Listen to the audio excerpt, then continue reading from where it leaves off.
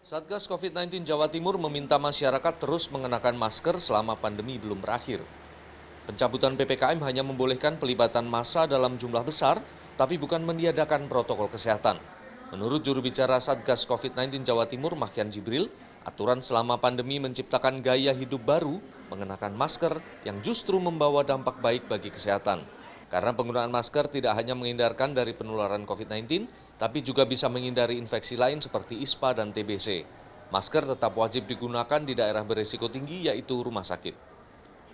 Apakah efektif atau tidak? Nah, itu yang akan terus kita evaluasi. Di Pak Mendagri pun sudah menyampaikan ya, kalau misalnya nih ternyata nanti kita sudah lepas nggak ada PPKM, ternyata kok kasus itu naik lagi, ya mungkin bisa diberlakukan lagi sebenarnya PPKM gitu.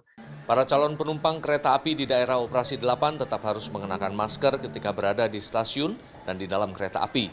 Secara umum para calon dan penumpang kereta api di stasiun Gubeng terlihat patuh mengenakan masker, hanya beberapa orang yang tidak taat. Sebuah posko kesehatan juga disiagakan untuk melayani kebutuhan vaksin. Dalam sehari posko ini bisa memvaksin hingga belasan orang. Vaksin sebagai syarat perjalanan harus sudah dilakukan minimal sehari sebelum tanggal keberangkatan. PT KAI Daob 8 berhak membatalkan tiket penumpang kalau tidak memenuhi syarat kesehatan. Sejak 22 Desember 2022, PT KAI Daob 8 sudah membatalkan 200-an calon penumpang yang tidak memenuhi syarat kesehatan.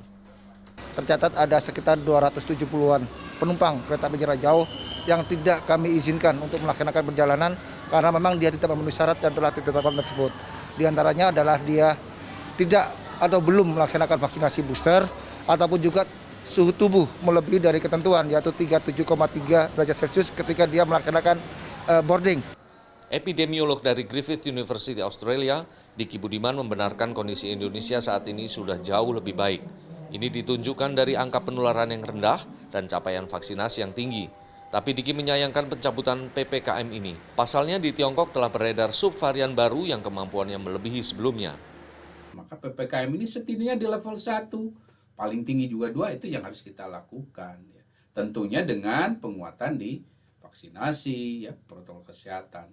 Ya, memang situasinya memang seperti itu. COVID ini memang belum bisa kita prediksi, belum dalam satu kriteria yang disebut endemik stabil, belum. Dan belum ada pejabat WHO yang mengatakan bahwa ini juga atau epidemiolog dunia yang mengatakan bahwa ini satu situasi yang sudah endemik di dunia. Ya, tidak. Diki Budiman menambahkan PPKM masih perlu diterapkan di penghujung 2022 ini atau setidaknya hingga Maret 2023. Andreas Wicaksono, Surabaya, Jawa Timur.